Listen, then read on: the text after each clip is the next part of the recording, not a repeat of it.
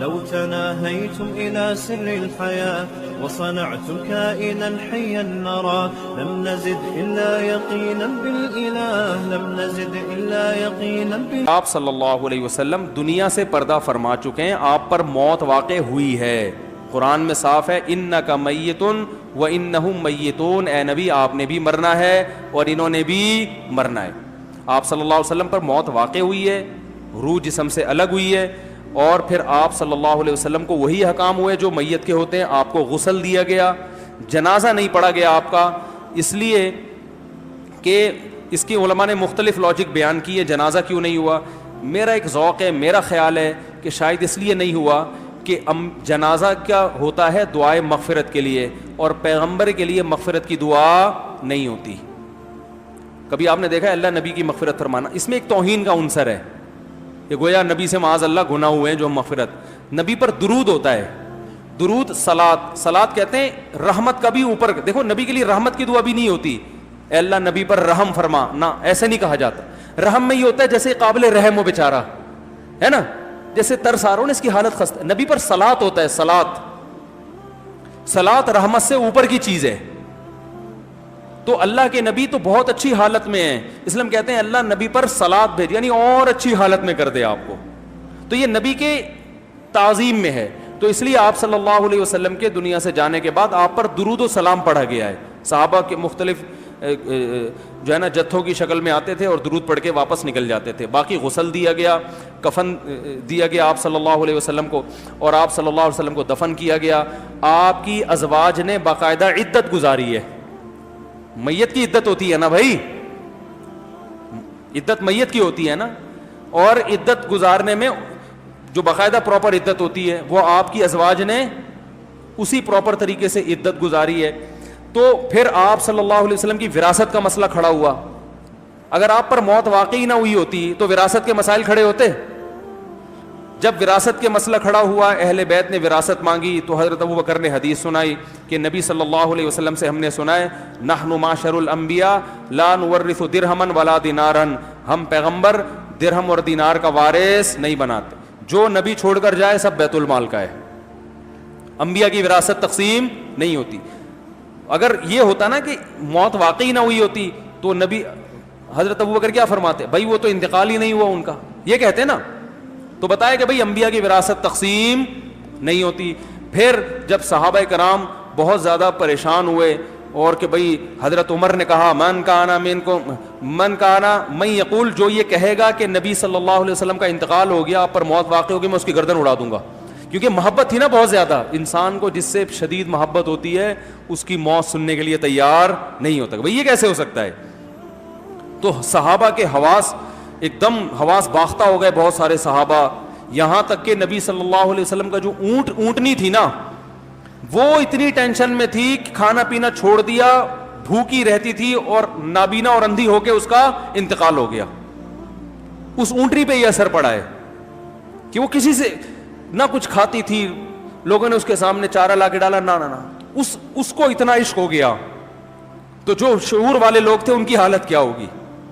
ہمارے حضرت فرمایا کرتے تھے یہ ابو بکر رضی اللہ تعالیٰ عنہ کو جو اللہ نے سب سے بڑا مقام دیا ہے نا صحابہ میں, اس کی بڑی وجہ ہے کہ یہ واقعہ بھی ہے. ایسے موقع پہ سب سے زیادہ عشق حضرت ابو بکر کو, مگر حوصلہ کس کے پاس سب سے زیادہ؟ حضرت ابو بکر کے پاس. انہوں نے کہا کیا ہو گیا بھائی؟ صحابہ کو جمع کیا, خطبہ دیا, یا ایھا الناس, اے لوگو, من کان منکم یعبد محمدا فإن محمدا قد مات, سن لو جو تم میں محمد صلی اللہ علیہ وسلم کی عبادت کرتا تھا سن لے, محمد صلی اللہ علیہ وسلم پر موت واقع ہو چکی ہے. قرآن کی آیت پڑھی وما محمد الا رسول, محمد تو ایک رسول ہیں صلی اللہ علیہ وسلم. افإن مات او قتل, قرآن میں ہے نا, اگر ان پر موت واقع ہو جائے یا قتل ہو جائیں, انقلبتم علی اعقابکم, تو دین چھوڑ دو گے کیا تم؟ یہ آیت نازل ہوئی تھی غزوہ احد میں. غزوہ احد میں یہ افواہ پھیل گئی تھی کہ نبی صلی اللہ علیہ وسلم کو شہید کر دیا گیا. بہت سے صحابہ کے حوصلے پست ہو گئے. بعض نے کہا اب زندہ رہنے کا کیا فائدہ, وہ بھی لڑے اور شہید ہو گئے. اس پہ یہ آیت نازل ہوئی کہ جب دیکھ لیا نا کہ نبی زندہ ہیں, تو اللہ نے فرمایا کہ یہ حوصلے کیوں پست ہو رہے ہیں؟ نبی تو ایک رسول ہیں, تو رسول تو دنیا سے آتے ہیں اور دنیا سے جاتے بھی ہیں. تو یہ اگر بالفرض واقعی سچی مچی میں چلے بھی جاتے تو یہ حوصلے کیوں پست ہو رہے ہیں؟ تو اگر آئندہ ان کی موت واقع ہو گئی یا جنگ میں شہید کر دیا گیا تو کیا دین سے واپس پھر جاؤ گے؟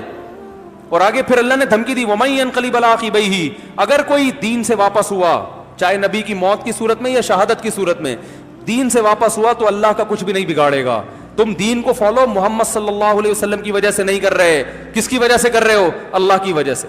لیکن وہ ساری آیتیں صحابہ کو ظاہر عشق کی یہ کیفیت تھی کہ جب نبی کی موت کی خبر آئی ہے تو یہ سب آیتیں بوجھل، نظروں سے اوجھل ہو گئیں. کیونکہ ہم اور آپ تو تصور نہیں کر سکتے نا صحابہ کو جو محبت تھی.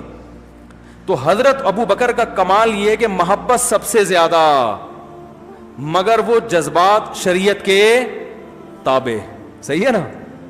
حضرت عمر جیسے مضبوط اعصاب والے کیا کہہ رہے ہیں کہ جو بولے گا کہ نبی کا انتقال ہو گردن اڑا دوں گا میں، وہ تو کوئی بول بھی نہیں رہا تھا. ان کا تو یہ اگر کہہ رہے ہیں تو اڑائیں گے بھی. ہے ان کو پتا تھا یہ خالی پیلی کی دھمکی بولو بھائی نہیں ہے.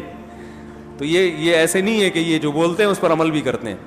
تو حضرت ابو بکر ممبر پہ کھڑے ہو گئے اور اعلان کیا کہ لوگوں، قرآن مجید میں اللہ کا ارشاد ہے وما محمد الا رسول، محمد صلی اللہ علیہ وسلم اللہ کے محض ایک رسول ہیں. افإن مات، اگر وہ موت واقع ہو جائے، او قتلا، یا وہ قتل کر دیے جائیں، انقلبتم علی اعقابکم، تو ایڑیوں کے بل پیچھے پلٹ جاؤ گے.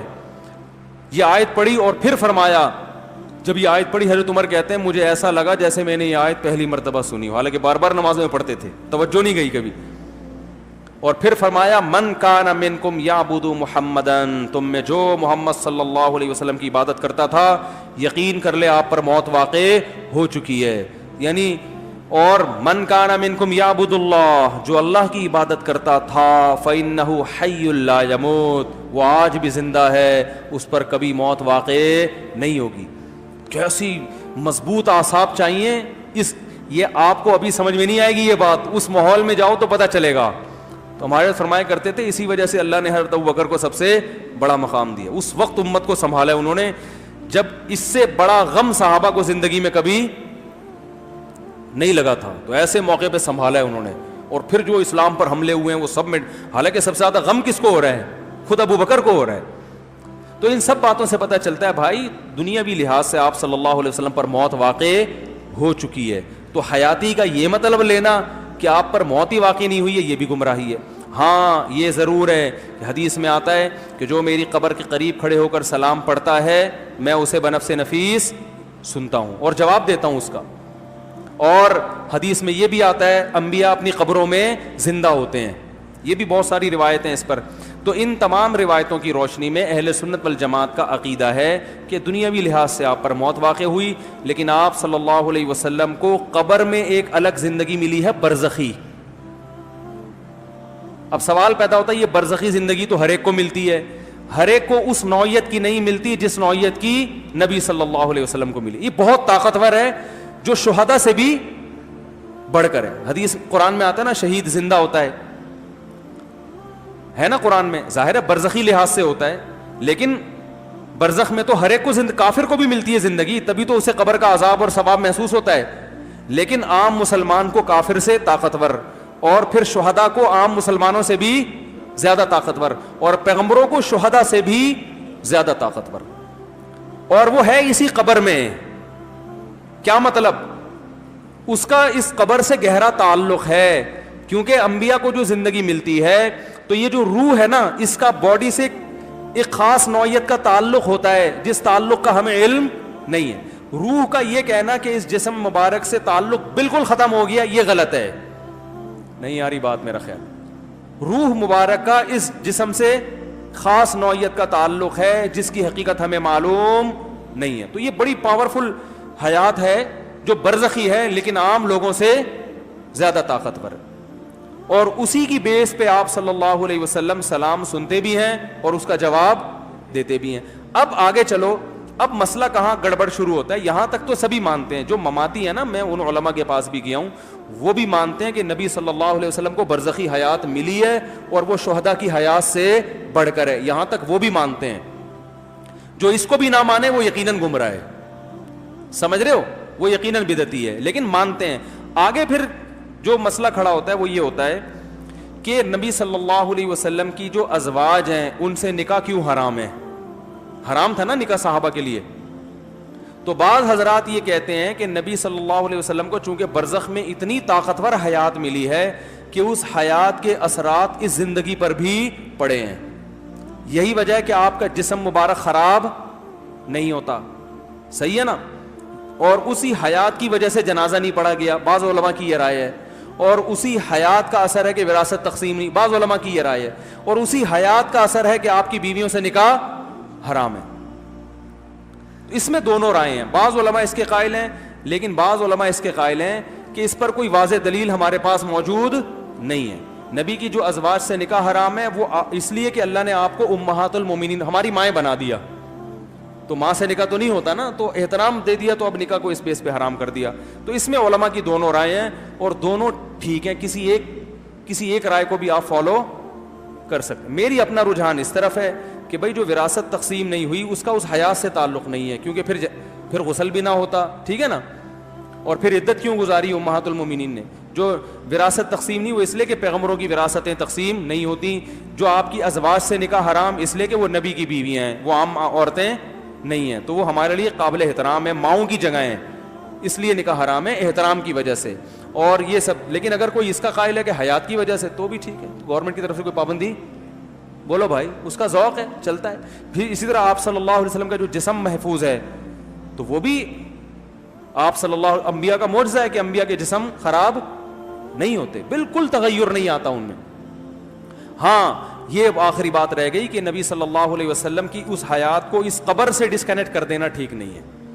یہ کہنا کہ اس قبر میں محض نقل کفر نباشت کہ بالکل ایک باڈی ہے اور اس کا یعنی روح سے کوئی تعلق ہی نہیں ہے، بالکل ایک جسم ہے اور کچھ بھی نہیں، یہ غلط ہے. ہم جو جاتے ہیں نا نبی صلی اللہ علیہ وسلم کی قبر پہ سلام پیش کرتے ہیں تو صرف اس لیے تھوڑی کہ باڈی ہے وہاں، ہم یہ سوچ کے کہ نبی صلی اللہ علیہ وسلم یہاں موجود ہیں. اب یہ کہتے ہیں کہ ایک ایسی عجیب سی بات ہے کہ یہاں بھی ہیں اور علیین میں بھی ہیں. ٹھیک ہے نا؟ یہ خواب کی بات ہے. دیکھو خواب میں انسان کا جسم بستر پہ ہوتا ہے اور اس روح کا اس بستر سے تعلق بھی ہوتا ہے کہ نہیں ہوتا، لیکن وہ ایک الگ دنیا میں بھی ہوتا ہے. تو آپ صلی اللہ علیہ وسلم جنت کی نعمتوں میں بھی ہیں، اللہ کا قرب بھی ہے آپ کو، کیونکہ وہ برزخ میں ہیں اور آپ کا اس قبر سے تعلق بھی ہے. جیسے سوتا ہوا آدمی جو ہے نا اس کا بستر پہ بھی لیٹا ہوا ہوتا ہے نا، بستر سے تعلق ہوتا ہے، ختم نہیں ہوتا، لیکن وہ برزخ میں عالم خواب میں کہیں اور بھی ہوتا ہے. تو ایک ہی شخص ایک وقت میں دو جگہ ہو سکتا ہے، الگ الگ عالم میں، ایک ہی عالم میں دو جگہ. ارے بولتے کیوں نہیں ہو؟ اس دنیا کے عالم میں اس بستر پہ بھی ہو، انڈا موڑ پہ بھی ہو، ایسا نہیں ہو سکتا. لیکن ایسا ممکن ہے کہ اس دنیا کی لحاظ سے اس بستر پہ ہو اور عالم ارواح میں انڈا موڑ پہ ہو، عالم خواب میں کہاں ہو؟ انڈا موڑ پہ. تو ہمارے نبی صلی اللہ علیہ وسلم جو ہیں اس قبر میں بھی ہیں، دنیاوی لحاظ سے تو آپ اس قبر اطہر میں ہیں اور روح کا جسم سے تعلق ہے. برزخی حیات میں آپ صلی اللہ علیہ وسلم کو اللہ تعالیٰ نے جہاں بھی رکھنا ہے، جو اللہ نے آپ کو نعمتیں دی ہیں ان سے لطف اندوز ہوتے ہیں. اور جو قبر پہ، اچھا بعض لوگ یہ اشکال کرتے ہیں قبر پہ تو کروڑوں لوگ سلام پڑھتے ہیں، تو کیا سب کو سن رہے ہیں اور پھر سب کا جواب دے رہے ہیں؟ تو یہ تو پریکٹیکلی ممکن او بھائی کیا ہو گیا ہے نہیں. تو بات یہ ہے کہ ہم جو یہاں سلام پڑھتے ہیں تو وہ سلام عالم برزخ میں پہنچایا جاتا ہے، عالم برزخ میں سنتے ہیں. برزخ میں یہ سب ممکن ہے، دنیاوی لحاظ سے یہ ممکن نہیں ہے. تو برزخ میں ہو رہا ہے یہ سب کچھ. جب سلام پڑھا جاتا ہے تو عالم برزخ میں نبی صلی اللہ علیہ وسلم کو وہ سلام سنایا جاتا ہے، پھر عالم برزخ میں آپ صلی اللہ علیہ وسلم اس کا جواب دیتے ہیں. تو وہ اس میں وہ ممکن ہے عالم برزخ میں. وہاں ٹائم کے اکائیاں وہ نہیں ہیں جو یہاں ٹائم کی اکائیاں ہیں. تو علامہ ابن حجر رحمہ اللہ نے یہی لکھا ہے کہ یہ برزخ کی چیز ہے جس کو دنیا پر قیاس نہیں کیا جا سکتا. ہوا و حرص والا دل بدل دے، میرا غفلت میں ڈوبا دل بدل دے.